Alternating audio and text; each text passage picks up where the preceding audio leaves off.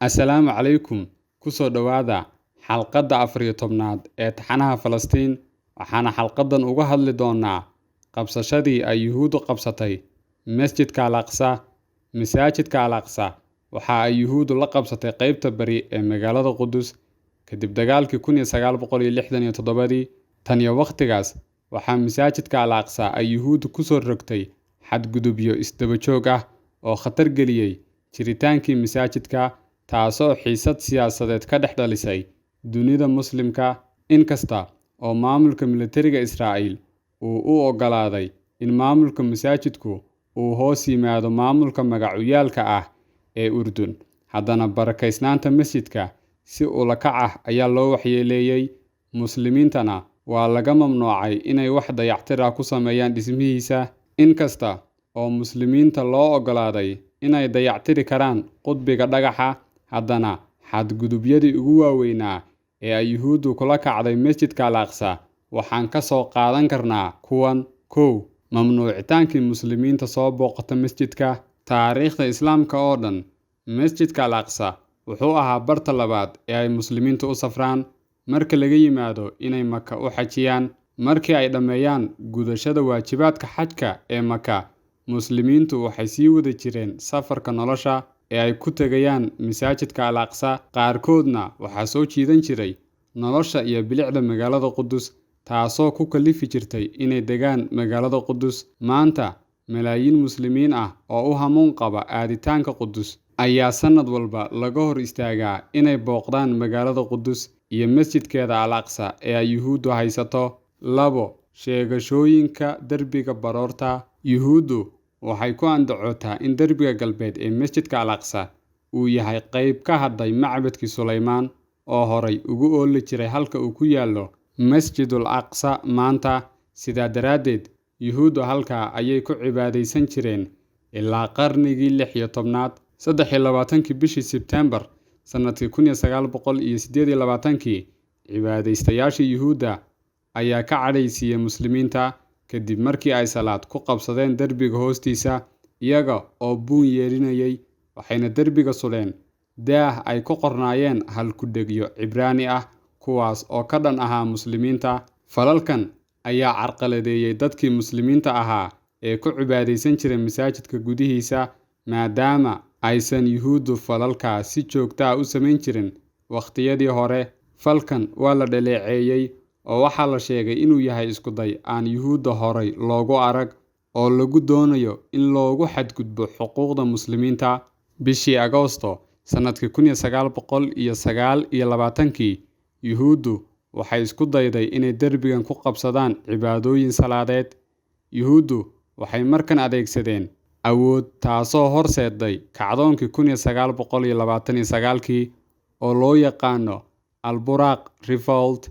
Derbigan waxay muslimiintu u yaqaanaan gidaarka Al-Buraq maadaama la rumaysan yahay inay halkani tahay meeshii lagu xidhay Al-Buraq oo ahaa xayawaan samaawi ah oo nebiga ku weheliyay safarkiisii habeennimo. Koob u dhow derbigan ayuu nebigu ku tujiyay ambiyada. Sheegashada Yuhuudda ee Masaajidka Al-Aqsa halkaas kuma dhammaato. Ujeeddada dhabta ah ee ka dambaysa sheegashadan, oo ay aaminsan yihiin Yuhuud badan oo Sahyuuniyiin ah oo ay xitaa ku jiraan kuwo cilmaaniyiin ah sida Ben Gurion, ayaa waxay tahay in la dumiyo Masaajidka Al-Aqsa oo si saxan loo dhiso macbadkii saddexaad ee Suleymaan. Xaqiiqdii, muunadda macbadka oo ay baaxaddiisu tahay 400 mitir laba jibaaran ayaa ku yaalla mid ka mid ah buuraha magaalada Qudus. Koox Yuhuud ah oo isku magacowda ilaalada macbadka oo ay weheliyaan kuwa aaminka ah ee buurta macbadka iyo qaar ka mid ah kooxaha xagjirka ah ee Masiixiyiinta ayaa maalgeliya dhammaan howlahaas. Waxay isku dayaan 3 ilaa 4 sano ee kasta inay ka dhagax dhigaan aas-aaska macbadkii Suleymaan gudaha aagga Al-Xaram ee Masaajidka Al-Aqsa. Isku dayada noocan oo kale ah waxaa inta badan la socda dhiig daata iyo dilka dadka muslimiinta ah ee cibaadaysanaya, sida kii 8 Oktoobar sanadkii 1990 iyo kii bishii Luulyo sanadkii 2001. 3. Gubidii masaajidka. 21 bishii Agoosto sannadkii 1969kii.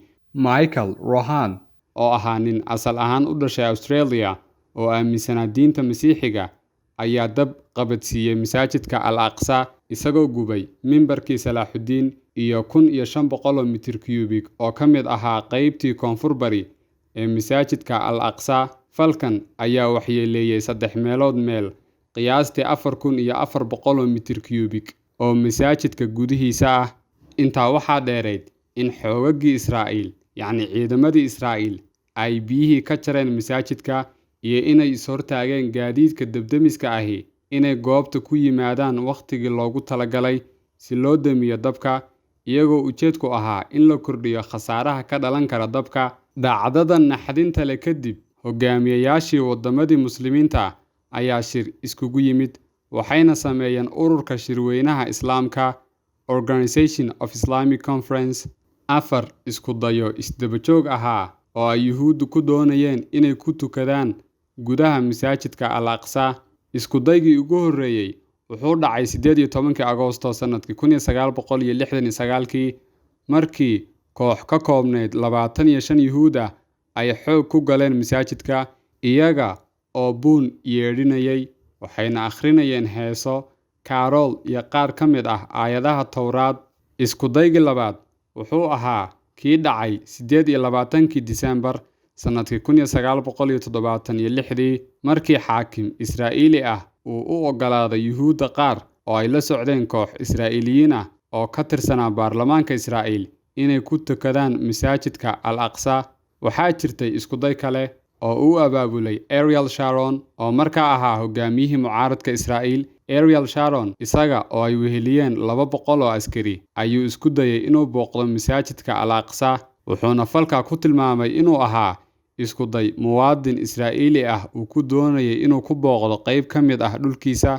Intifaadadii Al-Aqsa ayaa isla waqtigaaba qaraxday, taasoo daba socotay booqashadan daandaansiga ah. 5 isku dayo isdaba joog ah oo lagu qarxinayay masaajidka Al-Aqsa, kuwaas oo ay Yuhuuddu sameeyeen. Isku dayadan waxaa ka mid ahaa: 1. Ciidamada Israa'iil ayaa ka helay meel u dhow Al-Aqsa bakhaar waxyaabaha qarxa ay ka buuxaan oo ay aasaaseen Meir Kahane iyo budhcaddiisii bishii May sannadkii 1980kii.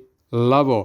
Ilaalada Carabtu waxay qabteen 49 Yuhuud ah oo watay walxaha qarxa, wayna xidheen, laakiin waa la sii daayay maalintii ku xigtay ee 11 bishii March sannadkii 1983.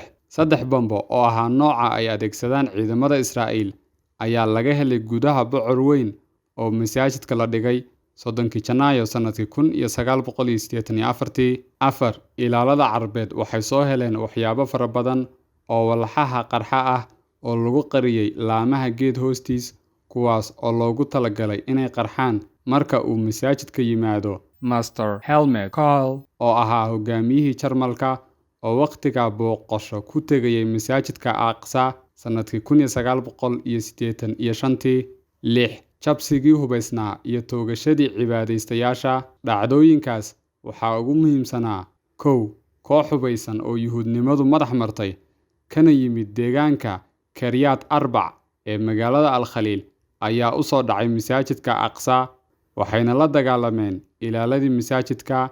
2. Askari Israa'iili ah laguna magacaabo Eli Chethman ayaa u dhacay qudbiga dhagaxa, wuxuuna toogtay 2 waardiye. Muslimiinta ayaa ka jawaabtay dhacdadan, waxayse horseeday in la dilo 9 qof oo cibaadaysanaysay, iyadoo sidoo kale la dhaawacay 136 kale oo rayid ah. 3. Xasuuqii ugu xumaa wuxuu ahaa kii dhacay 8 Oktoobar sannadkii 1990kii markii askarta Israa'iil ay dileen 20 qof ayna dhaawaceen 115 qof oo cibaadaysanaysay, iyagoo ku andacoonayay inay ilaalinayeen koox Yuhuud ah oo loo yaqaano Trustees of the Temple, kuwaas oo waqtigaa sameynayay isku day ah inay dhigaan dhagaxa aas-aaska u noqon doona macbadka saddexaad ee Yuhuudda. 7. Dhulqodistii Al-Xaramul Shariif. Bulshada Yuhuudda ah ee ku nool Israa'iil waxay ku dadaalaan inay sii wadaan sheegashooyinkooda taariikhiga ah iyo kuwa diimeed ee Falastiin, gaar ahaan Al-Qudus iyo macbadkii Sulaymaan iyagoo wata caddaymo qadiimi ah. Qoditaanadii Yuhuuddu waxay ka bilaabeen masaajidka Al-Aqsa hoostiisa 11 Juun sanadkii 1967 kaliya 5 maalmood kadib markii ay Yuhuuddu qabsadeen magaalada Qudus. Laakiin waxay halkaa ka heleen wax niyad jabiyay oo ahaa raadad badan oo muslimiintu leeyihiin. Dhismayaal badan oo muslimiintu lahaayeen ayay Yuhuuddu burburiyeen intii lagu guda jiray qodidan. Yuhuuddu waxay sheegeen in masaajidka Al-Aqsa laftiisa ay burburin doonaan, iyadoo dadka arrimahan indha-indheeyana ay sheegaan in Israa'iil laga filan karo daqiiqad kasta inay u qalab qaadato burburinta Masjidul Aqsa. Baaritaanadan qodista ee Israa'iil waxay soo mareen 9 marxaladood. Marxaladii koowaad waxay ahayd intii u dhaxaysay sanadkii 1967 ilaa sanadkii 1968, taas oo ay maalgelisay jaamacadda Cibraaniga ah ayna fulisay koox uu hogaaminayay Professor Benjamin Meiser. Si kastaba ha noqotee, waxay heleen oo keliya taalooyinkii Umowiyiintii, Roomaaniyiintii iyo Baysantaaniyiintii. Marxaladii labaad waxay ka bilaabatay bartii marxaladii koowaad looga tegay, waxayna ku sii fiday dhanka waqooyi ee magaalada ilaa Baabul Maqribiyi. Qoditaanadan waxaa ku burburay dhismayaal badan oo muslimiintu lahaayeen, sida xaruntii Imaamul Shaafici. Dhismayaashaasi waxay ku dilaaceen hawshan, waxaana la dumiyey 14 Juun sanadkii 1969. Yuhuuddu waxay qoditaanadan ku heleen 3 daar oo ay lahaayeen Umowiyiintii. Marxaladii saddexaad, baaritaanadan waxaa la qabtay intii u dhaxaysay sanadkii 1970 ilaa 1974. Dib ayaase loo bilaabay sanadkii 1975, waxayna socdeen ilaa sanadkii 1988. Goobtii baaritaanadan laga sameeyey waxay ahayd aaggii ay ku taallay maxkamaddii sharciga ee Islaamka, oo ahayd dhismihii ugu da'da weynaa Islaamka ee magaalada Qudus. Qoditaanadu waxay hoos u galeen dhulka ka hooseeya 5 albaab ee Al-Xaramka ilaa dherer dhan 180 mitir. Maxkamaddana waxaa ku yaalay guryo badan, tashiilaadyo, masaajidyo iyo dugsiyo. Qoditaanadan waxay sababeen in dhismayaal dhowr ah dilaacaan, sida masjidkii Cusmaaniyiinta, iskuulkii Al-Jawhariya oo ku yaala qaybta hoose ee maxkamadda Islaamka ee Qudus. Yuhuuddu waxay u beddeleen sunagog, yacni dhisme Yuhuuddu ku shirto kuna cibaadaysato. Bishii Maarso sanadkii 1987, Israa'iiliyiintu waxay ku dhawaaqeen in madxafkoodii uu ku jiro waddo uu cabirkeedu yahay 500 oo mitir, taas oo markii hore uu ogaaday generaalkii Jarmalka ahaa ee Konrad Jack qarnigii 19aad. Isku day kale oo lagu doonayay in lagu qodo tunnel ayaa waxaa si xoog ah ku joojiyey dadkii muslimiinta ahaa, iyadoo tunnelkaas markii dambe ay Yuhuuddu xidhay. Marxaladihii 4 iyo 5aad, qoditaanadani waxay dhaceen intii u dhaxaysay sanadkii 1973 ilaa sanadkii 1974, waxayna ku baaheen dhulka hoostaga qaybta koonfur bari ee Al-Aqsa, waxayna ku fideen darbiga koonfureed ee Al-Xaram, taas oo horseeday in masaajidka laftiisa qoditaanadu gaadhaan gundan 20 mitir. Waxaa halkaa ku yaalay masjidkii Cumar iyo marinadii koonfur bari ee masaajidka, waxayna tani abuurtay xaalad cakiran oo u dhaxaysa Falastiiniyiinta iyo Yuhuudda. Marxaladii 6aad, howlgalladan qoditaaneed waxaa la sameeyey 1977. Waxaa laga sameeyey bartamaha derbiga bari oo ah inta u dhaxaysa albaabka Sedna Maryan iyo geeska waqooyi bari ee masaajidka Al-Aqsa. Qoditaanadan waxay khatar geliyeen qabuurihii Islaamka ee halkaas ku yaalay. Marxaladii 7aad, baaritaanadan waxay ku sii baaheen aagga derbiga Al-Buraaq oo ku dhegan derbiga galbeed ee masjidka, waxaana howlihii qoditaanadu ay ku fideen dhowr dhisme oo deris la ahaa derbigan, sida maxkamaddii hore ee Islaamka, dugsigii Al-Tangisiya, maktabaddii Al-Khalidiya iyo in ka badan 35 guri oo ay lahaayeen Falastiiniyiintu. Marxaladii 8aad, qoditaankan wuxuu bilowday sanadkii 1976, wuxuuna halkoodii ka sii ambaqaaday heerarkii 4 iyo 5aad. Qoditaankani wuxuu ku fiday dhulkii ka dambeeyey derbiga Masjidul Aqsa iyo dhulka koonfureed ee isla masjidka. Ujeeddada qoditaankan wuxuu ahaa in la sahmiyo xabaalihii boqorradii hore ee reer binu Israa'iil ee magaaladii Daa'uud. Howlgalkan wuxuu sababay inay soo gaadhaan dildillaacyo fara badan derbiyada koonfureed ee Masjidul Aqsa. Marxaladdii sagaalaad, qoditaanadani waxay bilaabmeen 21 Agoosto sanadkii 1981 oo ku beegneyd sanad guuradii 13aad ee gubashadii foosha xumeed ee aan kor ku soo xusnay.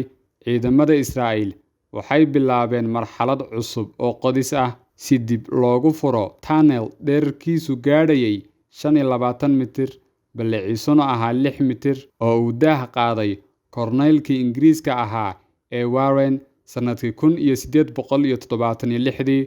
Qoditaanadan ayaa sababay in dildillaacyo ba'ani soo gaadhaan dhismayaashii masaajidka Al-Aqsa, taas oo ku khasabtay waaxda Islaamiga awqaaftu inay arrinkan soo farageliso.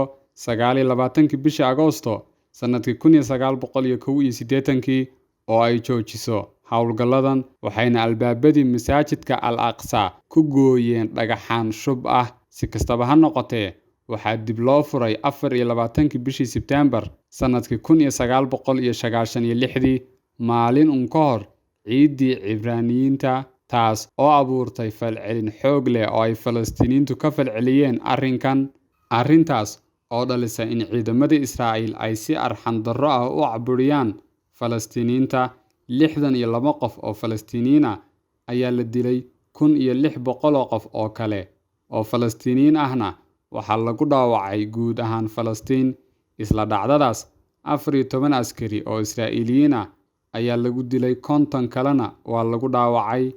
Xalqadan oo aan rajaynayo inay tahay xalqadda ugu dheer inta aanu ku guda jirno taxanahan Falastiin, maanta intaa ayay nooga eg tahay. Haddaad muuqaalkan ka heshay, fadlan like garee, lana wadaag asxaabtaada. Wasalaamu calaykum waraxmatullaahi wabarakaatu.